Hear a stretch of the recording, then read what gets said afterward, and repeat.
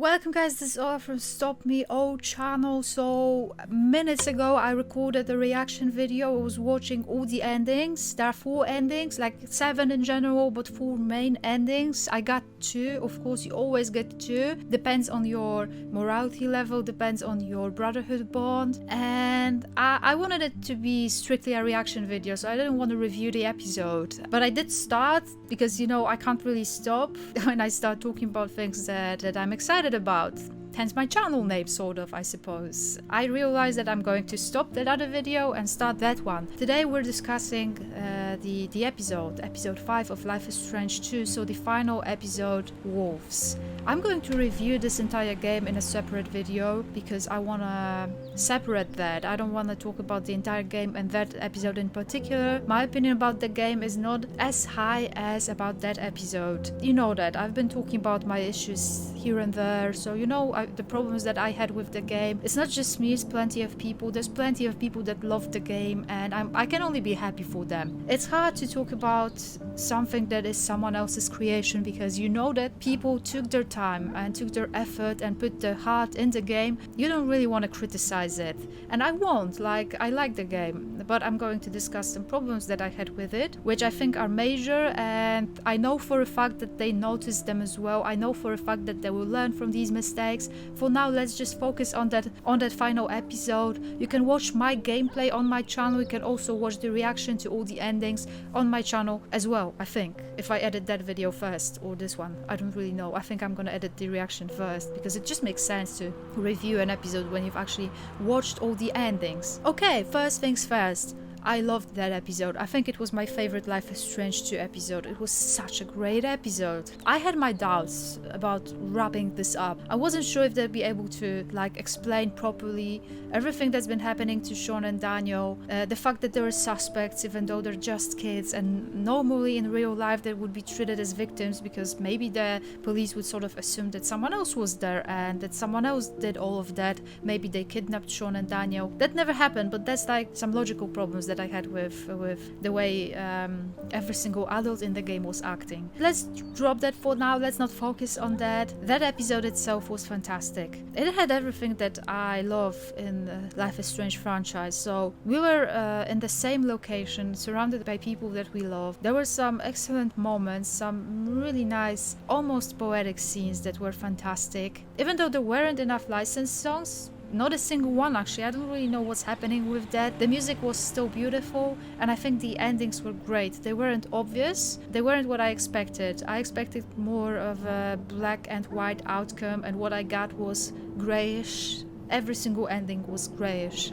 First of all, I really enjoyed the fact that we got to spend some time with Karen because we got to know her in episode 4 and she was this mysterious figure. Even though she wasn't physically present in the first episode, she was always there, her spirit was there. We were wondering, who is Karen? It's like she was Rachel of Life is Strange 2. Who is she? What kind of a person is she? Why did she leave? And all of that. This is something that I was curious about. I wanted to know about her when I got to know her. She wasn't really black and white either. She was a person that made some mistakes. It wouldn't be okay to say that she's the nicest person out there and a saint, but I always am trying to be understanding towards other people. So yeah, I enjoyed spending time with her and the way I played it. I wanted Sean to forgive her. I absolutely appreciated the fact that there was a possibility to leave a letter for Karen and to actually call her mother for once and not call her Karen. Life is Strange flashbacks. We finally found out that Max and Chloe are out there, that they're happy, and I am totally satisfied with that,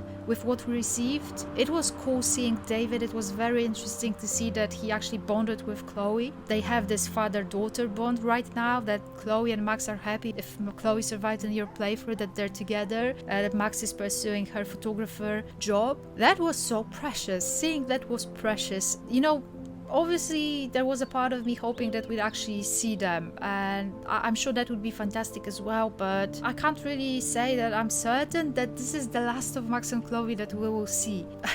Yeah, this is precisely why I am satisfied with what we got so far, and I was very happy to see them, their photos, to know that they're happy. If you think about it, if Karen hooked up with David, that would make Sean, Daniel and Chloe step siblings. which is like honestly like a franchise paradise. I love that. Just throw in Rachel in there somehow. Actually don't. Rachel's dead. Let's leave it that way. So yes, it was nice hanging around that small desert village. The Fireflies scene was one of the best scenes in this entire franchise, not just Life is Strange 2, also Life is Strange. It was very poetic, and the moment when Daniel started circling these fireflies, beautiful. It was such a nice moment. Like I said before, there weren't enough licensed tracks, not a single one actually. I don't know what happened, I don't know, like maybe the sales weren't as great. I guess it would be a bigger issue if it wasn't for Jonathan Morali, like his music was exquisite as always. So I didn't really mind as much not having licensed track in that moment. There were some episodes previously when it really got quiet. I was wondering, did I turn off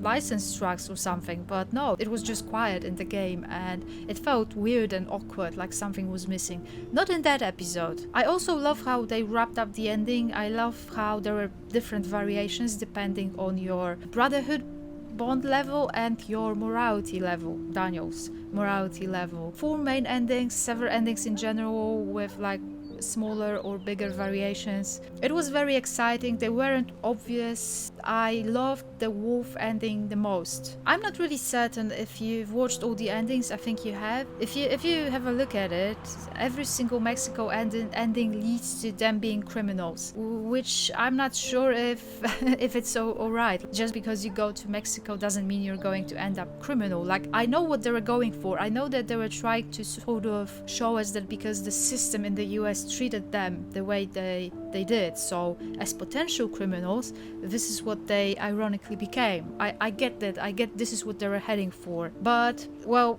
it is what it is. Like, if they go to Mexico, or if Daniel goes to Mexico in that one ending, at least the lone wolf one, they end up being thugs at least, or maybe even criminals. I think they're robbing banks, and this is not the way they were raised. I understand again what they were going for, but maybe it was a bit unfortunate, I suppose. Like, for a game that was so anti-racist, ironically they ended up with a bit of a racist outcome. But again, I know what they were going for. I don't think it was intentional, but it ended up that way either way. Lone Wolf ending was the best one for sure, because it really complemented Sean and Daniel's relationship. Sean did everything for Daniel and he even died for him. Daniel was cherishing that bond. It was so sad. It really made me cry while reacting to that video. I didn't expect that, but I cried like a baby. I had to stop recording for a second and like get a tissue. Music was beautiful in that ending, and they used the same track in the other ending, Blood Brothers. Sean and Daniel ended up together in Puerto Lobos, which is something that I wanted all along, maybe except for the criminals thing. Overall, I think the episode was quite mature, and like I said, it was complementing Sean and Daniel's bond in a nice manner. I enjoyed that. I think it was the best episode in the franchise, right next to episode 2, for me at least. I enjoyed the Christmas episode, don't judge me. I know that a lot of people enjoyed episode 3. To me, episode 2 was it, but like episode 5 really reached out. Like I said before that episode, I wasn't sure what my overall opinion about the game would be. That episode certainly made that opinion a bit better, which is something that I will be discussing in a games review video. That will be a separate video. I like the fact that they sort of showed us all these photos of what's been happening with nice music in the background, and then that we jumped years ahead to see what happened to the Wolf Brothers. That was a nice trick, very nostalgic, very sentimental. I don't think there were any strictly good endings. Like I said, it wasn't all black and white. Every single ending had some sort of a fault. If Daniel ends up alone in the USA, he ends up with his grandparents under house arrest, and Sean ends up alone in Mexico, so they're separated.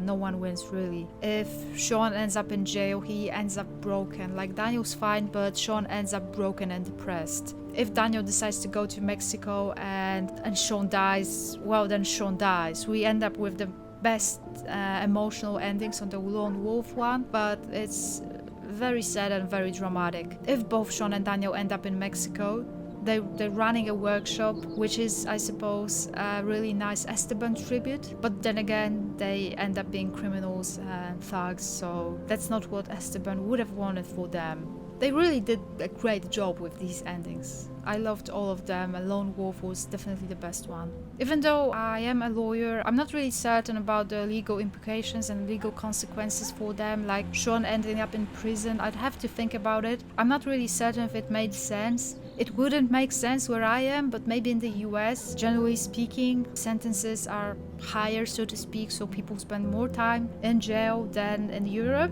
The US is famous for that, so maybe it makes sense, though I'm not really certain how a 16-year-old boy would end up going to prison for 15 years. That would never happen in here because he's just a kid. He's considered a kid. Even with serious crimes, it is still considered that he is a kid. So maybe there's an American lawyer among the viewers that would like to comment on the legal implications of what's been happening, because I don't feel like my knowledge is big enough to comment on American law. I guess this is what I wanted to say. I think what I expected out of that episode partially never happened. I thought that there would be at least one happy ending. I thought that there would be an ending where we end up with Lila. I guess there is one, but it's just not what I really thought it would be, because yeah, this is the one, like when Sean goes out of jail. We never actually saw any of the secondary characters like Cassidy or Finn. The point of the game was to see them and then move on from them. Partially I expected them to reappear, partially they did reappear, but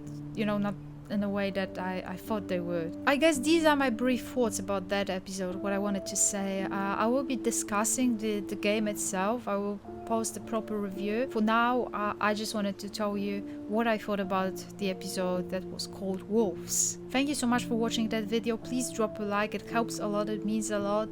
Your support means a lot. Big shout out to my patrons, my wonderful patrons. Do subscribe if you haven't already. Stay safe. This was Ola from Stop Me O channel. Bye.